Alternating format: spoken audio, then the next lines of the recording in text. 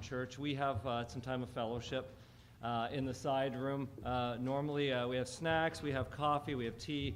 We'd love to get to know you. So if you've just been here, this is your first week or your second week, we'd love to get to know you. Stick around, have a coffee, enjoy some snacks and treats. And I'll buzz through some announcements here. Most of them are in the bulletin that you might have. Wednesday nights are our weekly prayer meeting here at the church at 7 p.m. We'd love for you to join us for that. Youth group continues and grows, from what I understand, on Friday nights here at the church between 7 and 9. My understanding is the number of attendees is growing every week, and I know this week you're going to get 2 more, Mark, so expect a larger group, which is excellent. So if you've got any children or over the age of grade 7, you're welcome to attend. It's at 7 o'clock here at the church on Friday nights. The games are fun. I'll just leave it at that.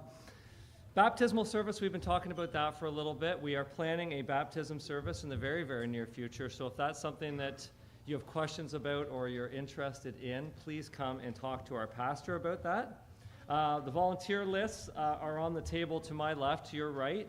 We're just, again, trying to figure out who is going to serve in a variety of capacities throughout the year. If you're on that list as church cleaning or whatever, and you intend to continue to serve, put a check mark there, let us know. Or maybe you're not on the list and it's something that you'd like to serve with or in, and if that's the case, please put your name down or come and see our pastor to let him know that you'd be interested in helping out with those sorts of things. So our meal ministry, we'd like to update our list of those who would like to be involved in this ministry. It means occasionally preparing meals and delivering meals to either some church members that are in need, families that are in need in our church or in the community. So please talk to Susan Fraser if that's something that you'd be interested in helping out with, and her phone number is also in the bulletin there, you'll see as well. Our Walsh annual general meeting is scheduled for March the 22nd, so if you're a ministry leader, please send your annual reports to me. If you need my email address or my phone number or whatever, or bring it to me in person. A lot of people just bring it to church and hand it to me. That would be great because we're going to need those to prepare for that meeting.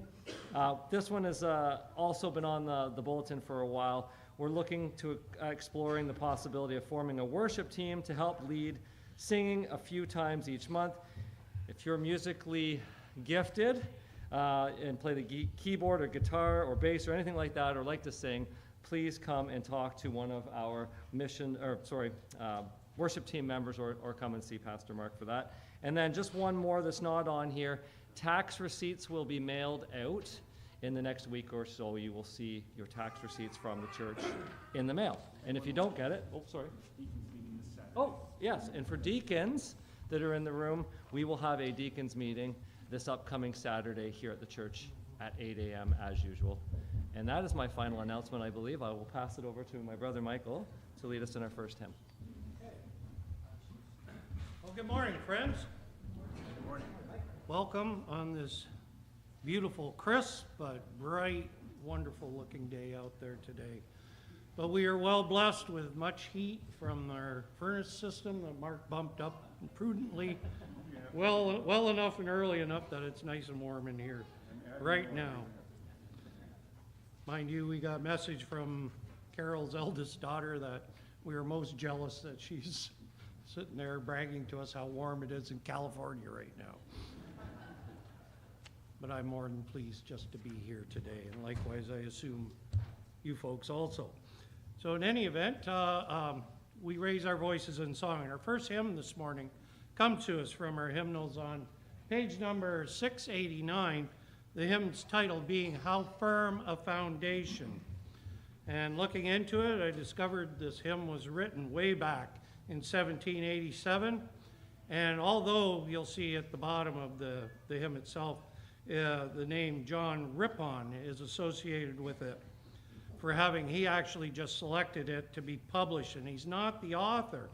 Literally, the author's name has been lost in the annals of history, and literally is simply known by the letter K. And even that, the title of it was picked much later. The original title was Exceeding Great and Precious Promises.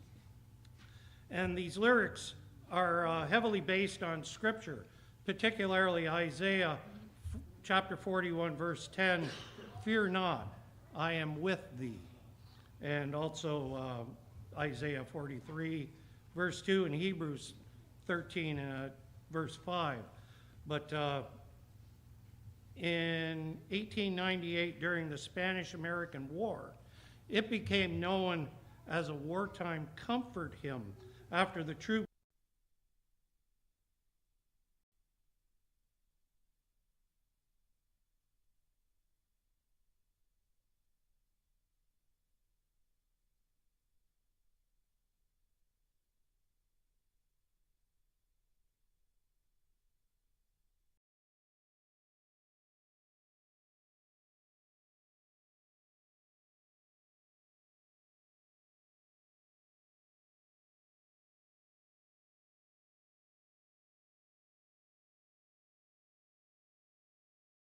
the southern and northern soldiers could be heard singing it.